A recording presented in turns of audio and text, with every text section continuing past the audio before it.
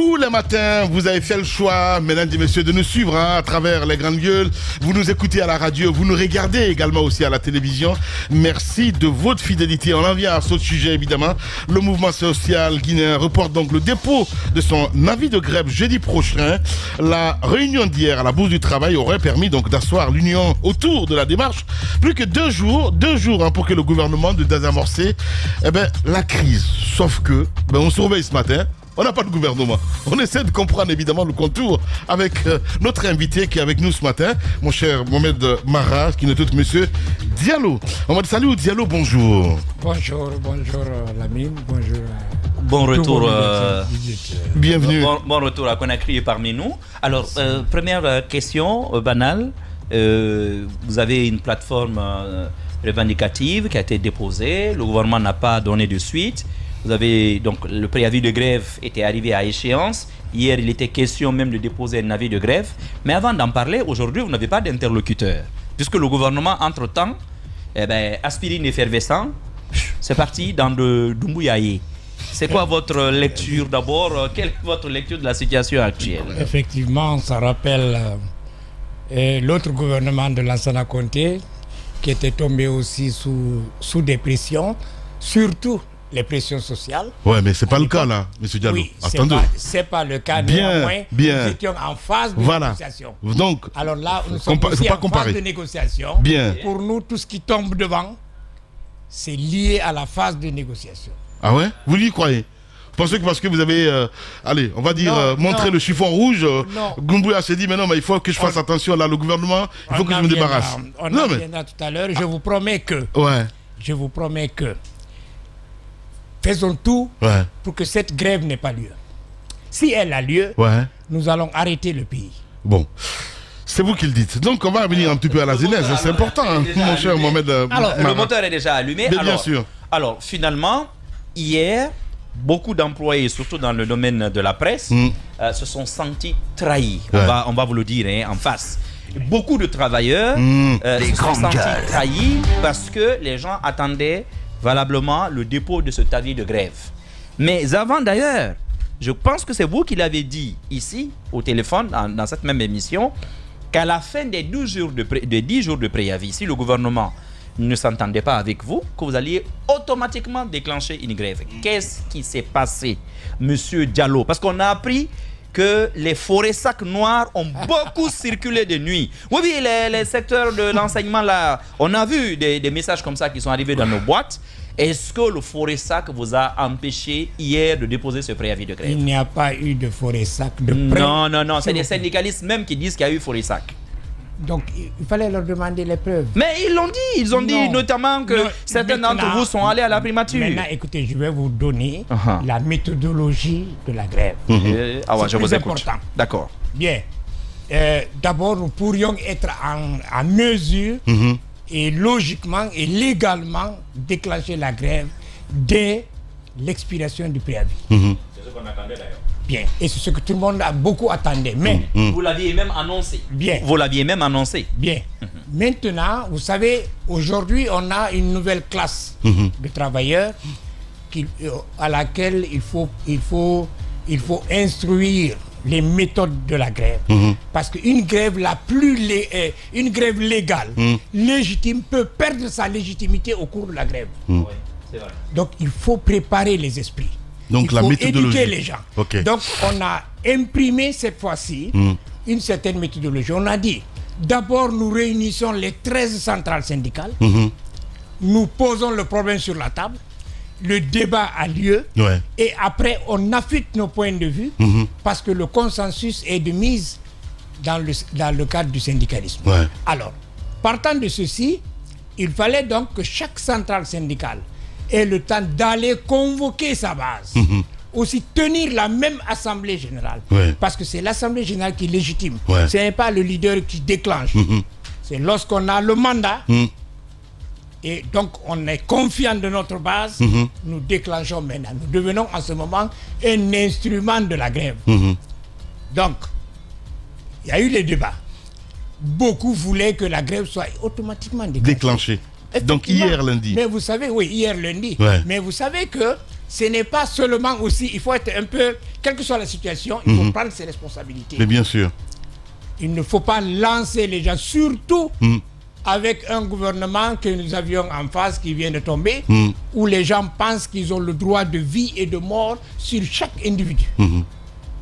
Lorsque devant la bourse du travail, vous voyez les fusils 12-7 passer à chaque 30 minutes, vous vous demandez même est-ce que le pays, si vous parachutez quelqu'un à la bourse, il va se demander est-ce qu'il y a une guerre dans ce pays.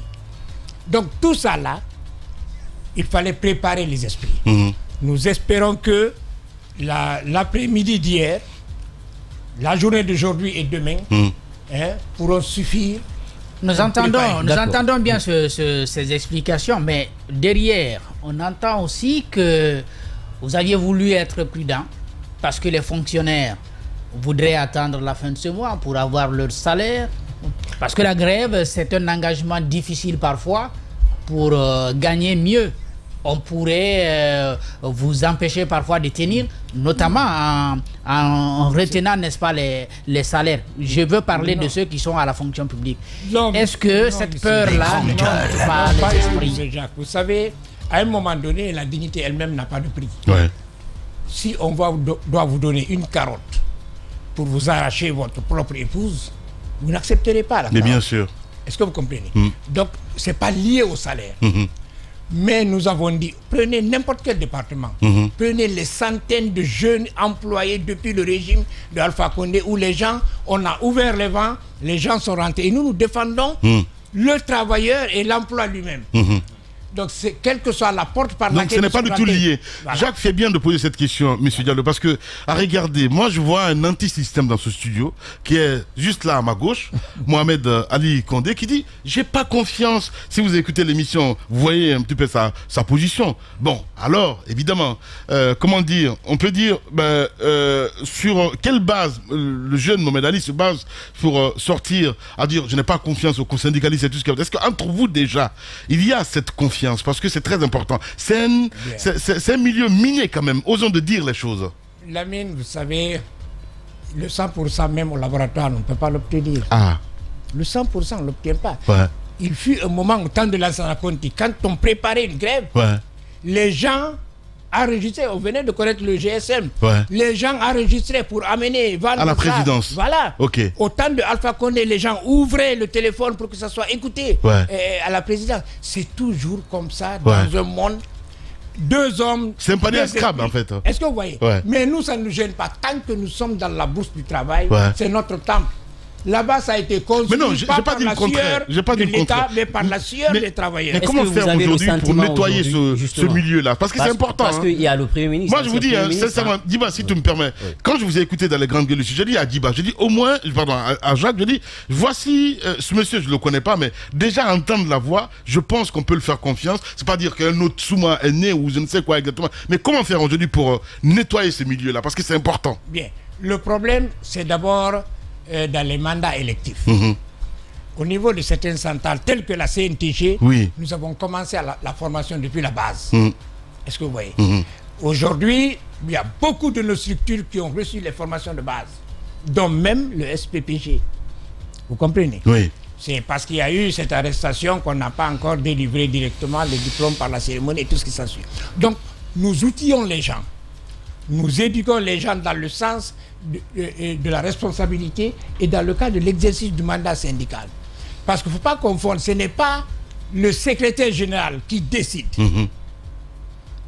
C'est la base qui décide. Tel n'est pas le cas. Et le secrétaire général doit exécuter. Et le malheur est que ce que vous dites, c'est l'idéal, hein, mais la réalité sur le terrain, c'est tout autre.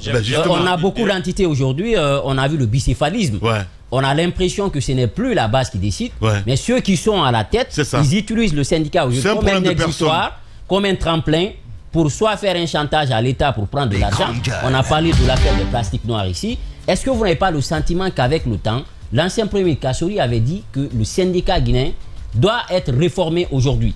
Parce que même lui, il vous reprochait certaines pratiques-là. Est-ce qu'il ne serait pas judicieux que vous asseyez les yeux dans les yeux, vous dites, à un moment donné, il faut qu'on s'arrête, qu'on fasse un diagnostic à l'interne, parce que parmi nous, il y a des gens qui prennent l'argent le soir et le matin qui viennent essayer de tirer le mouvement en bas. Est-ce qu'il n'est pas important de poser le débat à ce niveau? En clair, de mettre l'intérêt commun en avant. Nous avons deux questions là. La première question, c'est que le bicéphalisme au niveau de l'USTG est vraiment notre cancer. Ça nous met mal à l'aise. Mais la liberté syndicale, les droits syndicaux font que ce n'est que l'USTG qui doit résoudre le problème. Je comprends, mais ce n'est pas un cas isolé, l'USTG. Je suis désolé. Vous parlez de si on va dans votre centrale au CNTG, vous n'allez pas dire que tout est rose quand même, M. Diallo. Certainement, certainement. Même si moi je ne le constate pas, mais certainement. Parce que ce qui vous affaiblit, c'est le fait d'avoir deux porte-voix qui s'entre-déchirent. D'un côté, on dit lui il est proche de l'opposition, de l'autre on dit que lui il marche pour le pouvoir en place. Ce n'est même pas comme ça le cas. Le cas est le suivant, c'est que quand l'autre dit nous allons faire ça, même si c'est ce qui était bon, l'autre dit je ne suis pas d'accord. Donc ça crée un problème. Ça crée un débat, ça crée une discussion et chacun est avec un lot. Nous sommes en train de chercher à les amener vers un congrès unique, les deux composantes, et jusqu'à ce qu'elles comprennent que l'exécutif qui y sortirait devrait être l'exécutif légal et légitime de l'USTG. Ça, c'est côté USTG, s'il vous plaît. Le deuxième problème, dans toutes les centrales, il peut y avoir, d'abord, on n'a pas les mêmes éducations, on n'a pas fait les mêmes écoles. Entre un syndicaliste qui a fait une école de formation syndicale de haut niveau et celui-là qui n'a pas eu la chance de le faire, peuvent ne pas réagir de la même manière face à une tentative. Est-ce que vous voyez? Maintenant, moi de mon ancienneté de syndicaliste, jamais encore, jamais. Les grandes gueules. J'ai embrassé la Kaba, jamais je n'ai assisté à ce qu'un représentant du pouvoir prenne de l'argent. Non, on ne parle pas de vous là. En fait, non, pas moi. Je dis que je n'ai pas assisté. Je sais. Parce que je suis toujours dans les groupes qui vont pour négocier. Effectivement, c'est d'où ma question. Mais moi, je n'ai jamais vu un chef d'État, avec tout ce que nous avons dit avec Alpha, je n'ai pas vu... Il ne le fera jamais directement. Il ne le fera jamais directement. Je n'ai jamais vu un Monsieur Diallo, il ne le fera jamais directement. Je comprends. Venir et dire les grandes gueules. Monsieur tel me dit de vous remettre ça. Bien. Monsieur Diallo, il y a deux choses que je... La présence ou non. Non, moi je ne demande pas. Moi par exemple, je ne demande pas que vous témoignez. Je relève juste deux choses. Premièrement, vous dites que un secrétaire général ne décide pas ce qu'on doit faire, c'est la base. Absolument. Sauf qu'un secrétaire général peut trahir la base. Parce qu'il est la tête, il fait partie des négociations, il est détenteur d'informations au premier niveau. Donc quand il décide de faire échouer une grève, il peut faire échouer une grève. C'est de ça que nous sommes en train de parler. Par exemple, au niveau du CNTG, laissez-moi juste finir. C'est mon raisonnement. Peut-être que vous allez m'enseigner. Les grandes gueules. Je ne suis pas syndicaliste. Mais ce que je sais, par exemple, c'est que lors du congrès du CNTG, votre centrale, par exemple, cette centrale connue, plus connu d'ailleurs que les autres, à travers janvier-février 2007, en tout cas par cette génération, à travers la dame, paix à son âme, Hadjara Biatsera, etc. Monsieur Diallo a été fortement contesté, Amadou Diallo. Pas parce qu'il a été ancien ministre, mais parce que surtout il est patron d'entreprise. Et on trouve que un syndicaliste patron d'entreprise ne peut pas être efficace à son poste. Autrement, un interlocuteur. Justement. Donc, du coup, lors de ce congrès-là, vous savez tout ce qui a été dit. Vous avez été au courant parce que vous étiez actif dedans, vous êtes dans le bureau. Donc, c'est votre secrétaire général. Aujourd'hui, ça nous laisse douter sur l'efficacité notamment du CNTG et surtout de l'USTG. L'USTG qu'on connaît, vous venez de dire ce qui se passe à ce niveau, mais pas que. C'est qu'au sein même de l'UFDG, même les organisations syndicales qui l'USTG sont divisées. Non, je parle de l'USTG maintenant là. Ablaye Sow et Ablaye Camara. Je dis, non seulement vous les avez permis de signer, c'est-à-dire USTG, mais c'est deux secrétaires généraux qui ont signé sur la plateforme. Non, mais je trouve que c'est le début de la pagaille. Mais au sein même de l'USTG, des organisations qui composent l'USTG sont divisées parce que quand vous prenez SLEG aussi, c'est deux personnes, par-ci et par-là. Donc, je trouve qu'il y a suffisamment d'éléments fragiles dans la constitution de nos centrales pour résister au temps. Ça, ce n'est pas suffisant pour perdre la confiance accordée à un leader. Je vous dis quelque chose, c'est clair. C'est vrai. Tout à l'heure, j'ai dit que le secrétaire général ne décide pas. Il est secrétaire général du secrétariat exécutif, vous comprenez? Le secrétariat exécutif exécute les ordres du bureau confédéral. Et le bureau confédéral, ce sont les élus des différentes fédérations, les 3 premiers responsables. Et c'est le bureau confédéral qui commande. C'est ça les statuts de la CNTG. Est-ce que vous comprenez? Donc, ce qui s'est passé au Congrès, il y avait, moi, ce que je peux témoigner au niveau du Congrès, c'est qu'il y a un qui voulait être candidat, qui est passé à des chantages, qui a raconté beaucoup de choses sans preuve. S'il vous plaît, il a raconté, non, je le dis, il a raconté beaucoup de choses sans preuve. Mais nous avons dit que la démocratie... Les grandes gueules. Il veut être candidat, il n'a qu'à se présenter. Bien. Il s'est présenté, il a été battu. Voilà. Revenons au sujet sur la grève, c'est très important. J'aimerais bien maintenant qu'on revienne à la grève aussi, c'est la base, ça. Oui, on aimerait bien qu'on revienne maintenant à la situation actuelle. Aujourd'hui, où est-ce qu'on en est exactement? Bien, merci.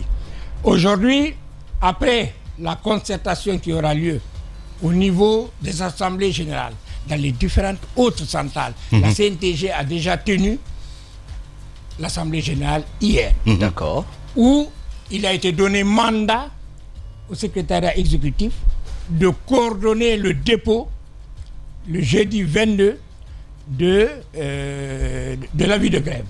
Donc après-demain. Après-demain, le 22. Maintenant, nous n'étions pas dans le secret du pouvoir. On ne savait pas que le pouvoir allait être, le gouvernement allait tomber. Et nous, notre partenaire, c'est le gouvernement. C'est pas le président de la République. Dans le tripartisme, c'est le gouvernement, c'est les employeurs et c'est les travailleurs. Maintenant, il y a une partie qui est tombée. Nous allons discuter de la question le jeudi matin. Au moment où nous parlons, l'avis de grève est déjà rédigé et prêt. Et c'était pour quelle date exactement? C'est pour le jeudi. Non, on parle maintenant de la date. On ne met pas la date. D'accord. C'est l'Assemblée qui est souveraine. C'est elle qui dit nous allons aujourd'hui. Donc puisque la date du jeudi a été acceptée, c'est cette date-là qui figure dans... Est-ce que vous n'avez pas le sentiment que le fait que le gouvernement tombe... À partir du jeudi, vous rédigez l'avis de grève. Vous déposez l'avis de grève. Oui. Maintenant, la grève proprement dite démarre quand? Le jeudi. Ah, le même jeudi. Mais on ne peut pas attendre. Justement. Alors l'autre question peut-être qu'on a quand vous déposez l'avis de grève le jeudi... Il fait, parce qu'il y a déjà un préavis qui est passé. Un préavis qui est passé depuis le... C'est une question. Nous avons fait ainsi parce que d'abord, dans le décompte, c'est un week-end qui arrivait. Oui, bien sûr. Est-ce que vous voyez? C'était pas un... Bon, est-ce que vous n'avez pas le sentiment aujourd'hui, le fait que le gouvernement tombe? Si tu me permets sur cette partie, est-ce qu'il y a de fortes chances que le dépôt de cet avis de grève-là soit reporté parce que justement, le gouvernement n'étant plus là et que vous n'avez pas d'interlocuteurs. Oui, vous avez... Oui, justement, il y a des intérimaires, mais est-ce que, au vu de la charte de la transition, on sait que c'est le Premier ministre lui-même qui est en charge spécifiquement du dialogue social. Est-ce que vous allez attendre la nomination de notre Premier ministre? Vous savez que les prérogatives du Premier ministre dérivent des prérogatives de la présidence. Donc si une partie est tombée, c'est l'autre qui récupère. Donc nous sans oublier qu'il y a un secrétaire général, un directeur de cabinet qui assume l'intérim. Ceux-ci viendront représenter les départements en question. Peut-être sous le chapeau, peut-être d'un délégué de la présidence. On ne sait pas. Mais comment expliquer... Je ne dis pas qu'il faudrait un de la présidence, mais dans pareilles circonstances, le secrétariat général de la présidence prend le relève, directement. Monsieur Mamadou Saliou Diallo, syndicaliste en charge donc, de l'éducation ouvrière à la CNTG, est notre invité ce matin. Alors, comment comprendre aujourd'hui qu'il n'y a pas eu de suite? En fait, parce que moi, à entendre Jacques, à entendre Mohamed Ali ici, et vous ont demandé d'aller vous voir, c'est-à-dire de vous parler entre vous. Sauf que, en temps réel, c'est ce que j'ai compris en tout cas, Mohamed Ali, c'est ce qu'il disait là. Le conseil organiser l'Assemblée générale pour faire le compte-rendu du consensus qui a été obtenu. Il pose plutôt la question pour les discussions qui devraient avoir lieu avec le gouvernement. Du dialogue social. C'est ça, justement. Est-ce que le gouvernement vous avait écouté? Justement. Non. Vous savez, ce qu'on appelle la bonne foi est une chose. La mauvaise foi. C'est-à-dire, le gouvernement, à travers le ministre du Travail, a pris le dossier pour dire que bon voilà, Conseil national du dialogue social, c'est vous qui devez vous occuper de ça. Mais le Conseil national du dialogue social est le médiateur. Et quand il est le médiateur, s'il y a des barrières, c'est lui qui prend les barrières là et remet à l'autre partie, dire laisse cette partie là pour que le puisse avancer. On demande de libérer Pendessa. Sans procès, sans rien. Les grandes Parce que c'est arbitraire son arrestation, je le dis, et je le souligne de 4 traits. Il est en train d'être jugé là aujourd'hui. Oui, parce que, vous savez, généralement en Afrique, si vous n'avez pas l'arme comme votre adversaire, il fait ce qu'il veut. Mais c'est un non-droit de le faire juger.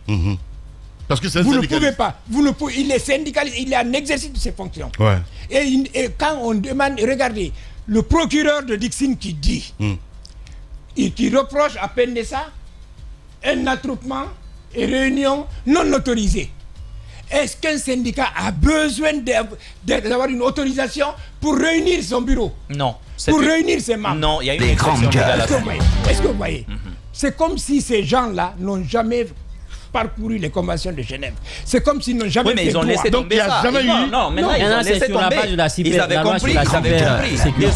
Désormais, le dernier communiqué qu'ils ont sorti, ça fait partie. Non, après ce communiqué, maintenant le juge d'instruction a requalifié les faits. Maintenant, bon, vous voyez, de requalification, de compromis en compromis, c'est la compromission. Absolument. Les gens sont sur du faux.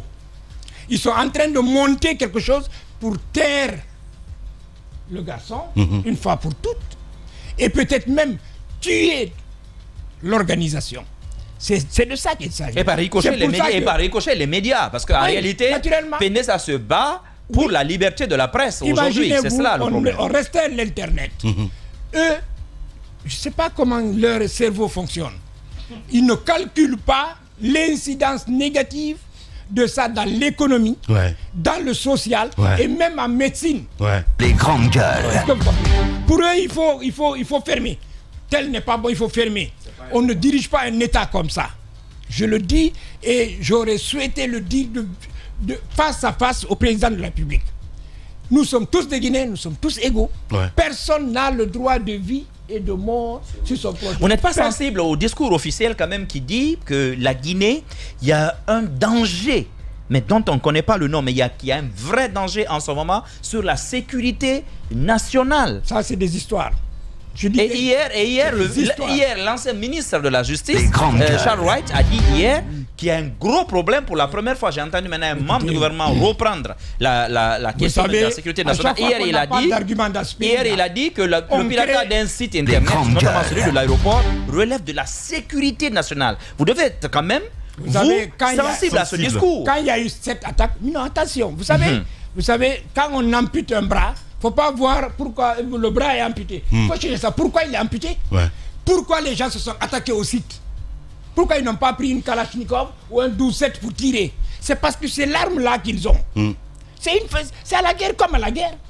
Est-ce que vous voyez? Moi, si j'avais cette technicité, pourquoi je ne fermerais pas tous ces sites-là juste avec comme condition la libération de Pendessa? Voilà le problème. C'est une façon de manifester. Alors justement, est-ce que vous n'avez pas le sentiment, le fait que le gouvernement tombe, qu'il n'y a pas peut-être une lueur d'espoir de dire on est en train d'aller vers une ouverture et qui cela pouvait vous-même doucher un peu cette envie d'en découvrir tout là avec le gouvernement? Ça, c'est mon avis personnel que je vais donner. Ça n'a rien à voir. Nous, l'État guinéen existe. Et il y a des gens qui doivent signer au nom des départements. Si toutefois... Il y a des intérimaires de tout. Il y a des intérimaires. S'ils ne prennent pas leurs responsabilités, eh bien, ce qu'on verra, on va le voir.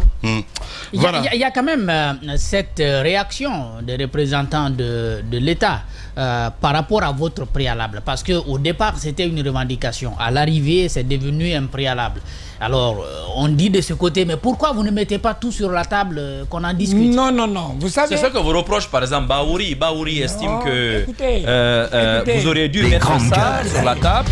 Mais attention, le gouvernement vous a répondu hier. La présidence, malgré la dissolution du gouvernement, la présidence a répondu hier nuit à travers 2 éditos. C'est la première fois de ma vie, en tout cas dans ma pratique journalistique, que je vois 2 éditos dans le même journal. Hier, il y a eu 2 éditos. Il n'y a pas d'éléments en fait. Et dans l'édito, dans le premier, la présidence de la République dit clairement que votre mouvement a été parasité par des revendications politiques et que votre revendication est soutenue par les partis politiques. Comme toujours, vous savez, comme toujours, lorsqu'on manque d'arguments, on réveille les sorcières du XVIIIe siècle. C'est une ineptie pour vous? Mais ça ne signe, il ne peut pas le prouver. Parce que moi qui vous parle, si j'ai besoin d'aller en politique, mais je raccroche le syndicat, je vais en politique et je serai un leader là-bas. Les grandes gueules. C'est parce qu'ils sont arrivés dans la politique par effraction qu'ils interprètent comme ça. Voilà le problème. Vous n'avez aucun lien avec les partis politiques dans l'organisation de cette grève-là? Aucun lien. Maintenant que les mendiants de la grande mosquée se mêlent à la grève, notre grève, nous avons dit à tous les travailleurs de rester à la maison. On n'a pas dit à quelqu'un de sortir. Ouais. La grève syndicale, s'il n'y a pas de travail, c'est de rester à la maison. Maintenant, là où on trouve que des gens peuvent créer des failles, on place des piquets de grève. Nous avons une procédure connue, officielle, est-ce que vous voyez, et réglementaire. Parce que nous savons, au moment où on est en train de s'entretenir, ils envoient de petits espions infiltrés pour se mettre à écouter, à enregistrer. Mais on s'en fout de ça. Je dis bien, tant qu'on est dans le bâtiment T, le bâtiment des travailleurs, à la bourse du travail, sa forme, vue de dessus, c'est un T, travailleur. Vous comprenez? Tant qu'on est là, on ne cherche pas à savoir qui est président. On n'a rien à voir avec qui est Premier ministre, qui est leader de l'opposition et autres. Maintenant, tous syndicalistes... En parlant des réponses de la présidence, on parlait dans un des éditos. On dit quand même que Doumbouya a fait beaucoup d'efforts pour vous. Vous ne les avez pas constatés? Je voudrais bien voir lister tous ces efforts-là. Vous comprenez? Parce que ce n'est pas lorsqu'on améliore un indice salarial qu'un président de la République va se taper. Mais c'est quelque chose, améliorer un indice salarial. C'est une chose. Le droit ne se vend pas. Le droit ne se vend pas. Il ne s'achète pas. Le travail n'est pas une marchandise. Est-ce que vous voyez? Donc, il y a ce qu'il doit faire en tant que président, c'est de donner des orientations qui seront discutées avec les partenaires. Si on veut prendre une loi sociale, comment on peut prendre une loi sociale en dehors des centrales syndicales? Le droit nous donne, nous avons une convention qui nous autorise, qui exige à ce qu'on participe à l'élaboration des politiques nationales liées à la vie sociale des travailleurs. Voilà. Alors comment ça se passe à l'intérieur du pays aujourd'hui, vos bureaux? Parce que c'est important, quand on dit grève générale et illimitée, c'est tout le pays, hein, sans se refaire un petit peu à cette unité que Mohamed Mara rappelait tout, parce qu'anarchie... Sans oublier dans le privé, donc Lamine Guirassy, il prépare ton entreprise. Évidemment, c'est pour la bonne cause, mon cher ami. Moi-même, je suis travailleur. Attends, donc, tu vas aller gréver? Évidemment, Mohamed Mara. Il faut gréver, tu vas voir si je ne vais pas te licencier. On ne va pas accepter qu'il fasse le look-out, la grève des patrons. Il faut que les médias travaillent quand même, non? Pour couvrir la grève. Service minimum. Service minimum. C'est ce qu'on fait d'ailleurs ici. Je le dédouane, quoi. Je le dédouane. Mais s'il ne travaille pas, je vais prendre un acte contre lui. Non, tu réduis son point d'indice et puis c'est fini. Et puis c'est vrai. Mais vous savez quoi? Je sais que moi, je ne suis même pas payé à Espace, en fait. De toute façon, vous savez, je suis allé en formation quelque part une fois. Les grandes gueules. Le directeur général, j'ai demandé s'il est payé. Ouais. Par l'entreprise, il dit oui. J'ai dit, mais vous êtes travailleur, vous devez voter. Ah ben, voilà, Jacques, vous entendez là, Jacques. Et vous devez voter. Mohamed Mara. Vous comprenez? Il y a élection. Les grandes gueules. La liste de tous les travailleurs, du directeur général au dernier. Bien. Alors c'est comme ça. Allez. Alors pour revenir à la grève. À l'intérieur du pays. Ce que je regrette dans ce pays, d'abord, à l'intérieur du pays, toutes les antennes sont activées parce que la structure syndicale est la mieux élaborée. Nous sommes jusque dans le dernier quartier des 245 000 km² de la Guinée. Ouais. Vous comprenez? Le message arrive tout de suite à Zérékoré. Toute la forêt reçoit le même message. Est-ce que heureusement, malgré les agissements de la RPT, Ouais. Mais ils ne pourront pas, c'est de la blague. Évidemment. Voilà. Monsieur Mamadou Saliou Diallo, syndicaliste. C'est pour ça que nous avons introduit ça, la levée de la restriction de l'Internet. C'est-à-dire on ne peut pas vivre la chose et son contraire au même moment. Bien. On ne peut pas être au 3e siècle et vivre le 21e siècle. Bien. Voilà. Allez, notre invité ce matin, mesdames et messieurs, nous allons passer à cette rubrique. Mafata Sano.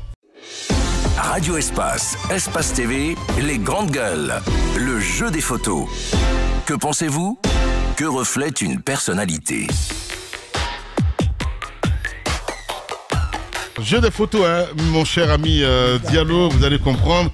On va vous proposer des photos à l'antenne et vous allez dire un petit peu ce que vous pensez de ces personnes. Jacques Léo, allez-y. Amadou Diallo. Amadou Diallo est un secrétaire général qui a été attentif. Il a suivi la procédure jusqu'à atteindre ce qu'il cherchait, le sommet.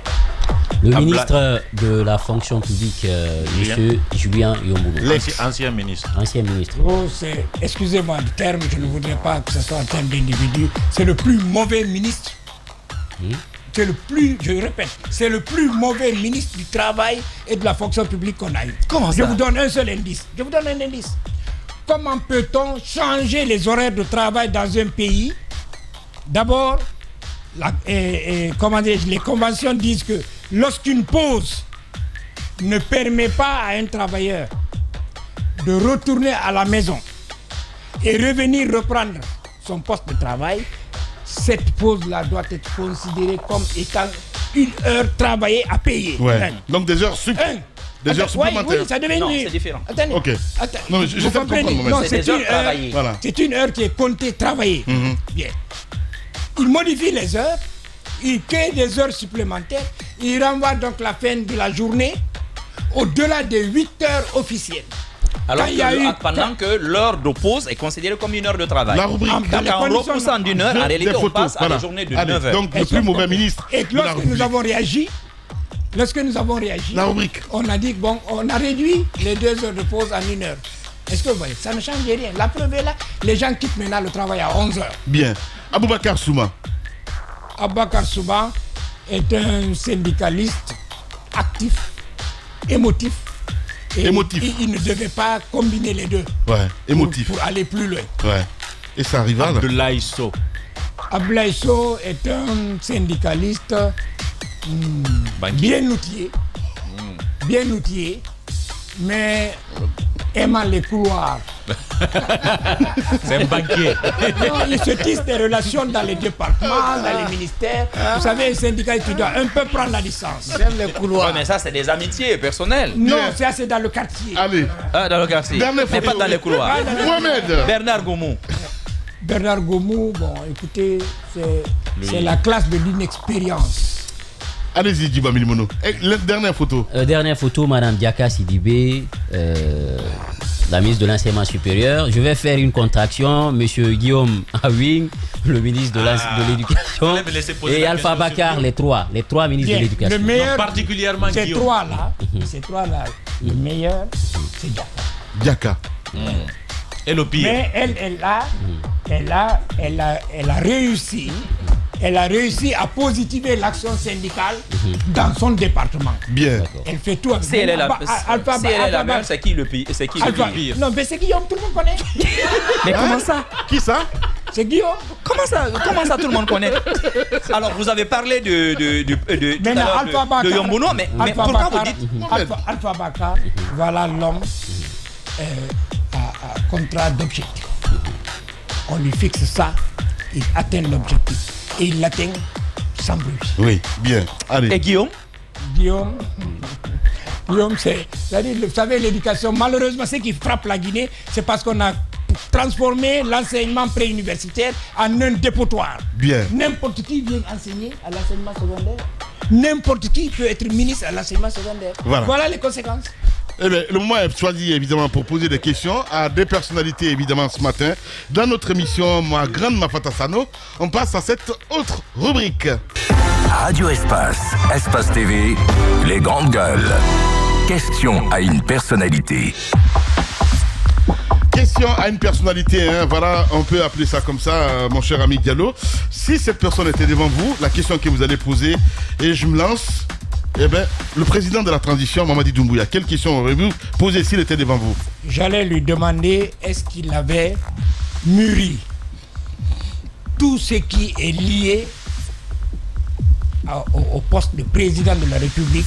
Est-ce qu'il avait mis de son côté tout ce qu'il fallait pour exercer la fonction? Bien. Allez. Et si vous étiez en face de Charles White, le ministre de la Justice? L'ex-ministre, l'ancien ministre de la Justice. J'allais lui dire de jamais confondre ses propres sentiments à la loi. Lui, tout est... Non, c'est une question que vous lui posez. Non. Oui, c'est une question que vous voulez. Oui, j'allais lui demander pourquoi il mélange ses propres sentiments à la loi. Bien. Dans l'interprétation de la loi, on n'a pas besoin qui est content, qui n'est pas content. On n'a pas besoin de prendre des ordres. On n'a pas besoin de dicter des ordres. On ne peut pas poursuivre tout un peuple à la fois. Bien. Tunkara. Alors dans ce cas, quelle question vous posez à Julien Yombono? Julien Yombono, c'est d'abord de décharger de sa tête cette question de suffisance. Il se croit trace. J'allais lui dire... Non, lui poser une question. J'allais lui poser la question. Pourquoi il prend ses rêves pour des réalités? Ok, bien. Allez, notre invité. Guillaume, oui. La question. Si, il y avait une question. J'allais lui poser la question. Pourquoi il a accepté d'être ministre de l'enseignement préuniversitaire? Pourquoi il a accepté d'être ministre de l'enseignement? Pour apporter un changement. Pourquoi vous dites ça? Non, attention. Quand on vous prépose à un poste de ministre, vous revoyez vos compétences internes. Vous voyez comment mais c'est pas il est compétent. Mais justement, c'est pas la personne. C'est un professeur. C'est un mathématicien. C'est un mathématicien de renom. Un mathématicien. C'est vous qui le dites. Et il a été bien. Et il connaît les chiffres. De toute façon, moi, j'ai géré un baccalauréat lorsqu'il était proviseur chez lui. Ok. Ah, donc vous le connaissez. Ça veut dire ce que ça veut dire. Omar Tunkara, syndicaliste. Qui? Le doyen Tunkara. C'est ça. Bon, Tunkara est... il est un peu agressif. Il a la formation, mais agressif. Ok. Question bonus. Je voulais juste, puisque votre poste vous le permet, je voulais juste savoir, que dit la loi concernant les travailleurs qui vont à la retraite dans les organisations syndicales? Non. Il n'y a aucune loi. Aucun statut. On ne parle pas de loi là. C'est des statuts. Il n'y a aucun statut. Bien. À partir d'abord des fédérations internationales jusqu'au niveau national qui dit que quelqu'un qui a atteint tel âge doit prendre sa retraite syndicale. Bien. Non, quelqu'un qui est allé à la retraite à la fonction. Je suis désolé. Quelqu'un qui est allé à la retraite, vous savez comment cette loi est venue? Elle a été taillée sur mesure, c'est la meilleure manière d'agir. Voilà. Vous êtes en direct, tu peux l'inviter, mon cher ami, samedi, pourquoi pas. Ça serait super intéressant. Voilà. Merci beaucoup en tout cas d'être passé nous voir. Peut-être une dernière personne que je veux demander, si vous avez Khalifa Gassama Diaby en face, une question que vous allez lui poser. J'allais lui demander s'il peut accepter d'être le Premier ministre de la Guinée et former lui-même son gouvernement. S'il allait accepter d'être Premier ministre. Oui. Et former son propre gouvernement à lui, c'est-à-dire pas dicté par un président. Waouh. Ok. Bien. Allez. Merci beaucoup. Merci beaucoup en tout cas d'être passé nous voir ce matin. Merci. Monsieur Diallo, un plaisir évidemment de vous avoir dans ce studio. En tout cas, très heureux et félicitations, mon cher ami.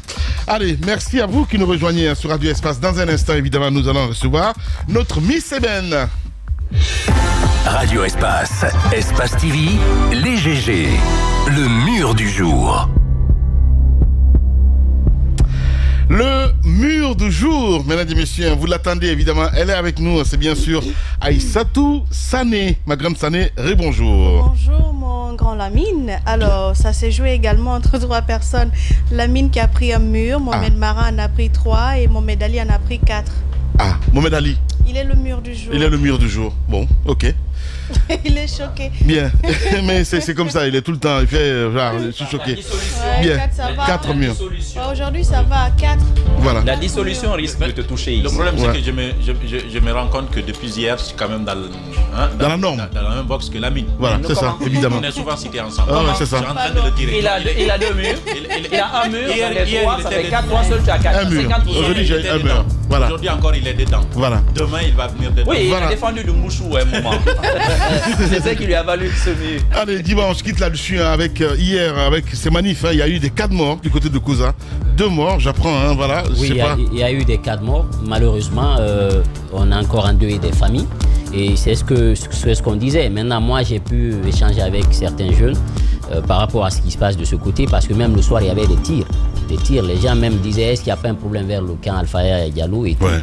Donc, des tirs de sommation. Je pense qu'on est à un niveau où il faudrait éviter de jeter de l'huile sur le feu. Ouais, c'est parce très que important. demain, actuellement, on a suffisamment de problèmes. Ouais. Et il y a des tonnes de familles sur l'axe, sur l'autoroute, un peu partout, sur toute l'étendue du territoire national, qui ont perdu leurs enfants et jusque la justice n'est pas rendue. Ouais. Est-ce qu'il faut continuer à égrener le chapelet de cadavres? Ça n'augure pas une bonne chose pour l'avenir de la Guinée. Ouais. Parce que jusque-là, on se souvient, l'ancien ministre Charles Wright avait sorti une liste d'une centaine de personnes par rapport à ces crimes de sang. Mais après, il n'y a pas eu de suite. Je crois, Dieu confère, on va trouver une solution. Mais en même temps, un message pour la société civile. Avec les manifestations qui sont annoncées de part et d'autre, lorsque vous battez contre quelqu'un, posez-vous la question de savoir c'est quoi sa force, c'est quoi son point fort. Lorsque vous battez contre quelqu'un, c'est la première question qu'un activiste pose.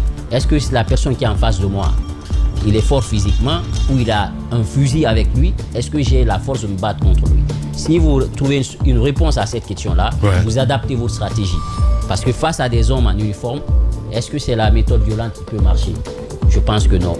Il faut faire économie des morts du côté de nous en tant que société civile, mais que ceux aussi qui nous dirigent sachent qu'ils ont un contrat social avec nous, c'est de nous protéger. Ouais. C'est de nous protéger contre l'arbitraire, de nous protéger contre l'infamie, c'est de nous protéger contre l'insécurité et garantir notre sécurité. Mais si ce sont eux qui sont aussi à l'origine de nos débats, je pense que là, c'est le monde à l'envers et j'estime qu'on va trouver une solution rapidement à ce problème. Sortir de ça parce que ça n'arrange personne. C'est pourquoi on a dit, vous l'avez dit le matin, le président, il a compris un message et certainement il va rectifier le tir. On l'espère. Et on croise. Ouais, on il semble avoir compris, on croise les doigts. Ouais. Et peut-être qu'une fumée blanche va sortir des cheminées au niveau du palais. On l'espère bien, en tout cas, tant que l'actualité bougera, ben nous aussi, mesdames et messieurs, ici à Espace. Grand merci à vous tous, à Jacques Lewaleno qui a préparé cette émission, Mohamed Diaby à la radio, grand merci à notre reine, évidemment, Wafata Sano, du côté de la régie, je sais que je fais des jaloux, mais je m'en fous complètement. Merci à vous tous, merci à Papoutou, l'homme de nuit. Prenez soin de vous, les programmes continuent sur vos différentes antennes. On se retrouve ce soir à 19h, sinon, avec le même plaisir. Demain, merci, que Dieu sauve notre pays, la Guinée. Prenez soin de vous, au revoir.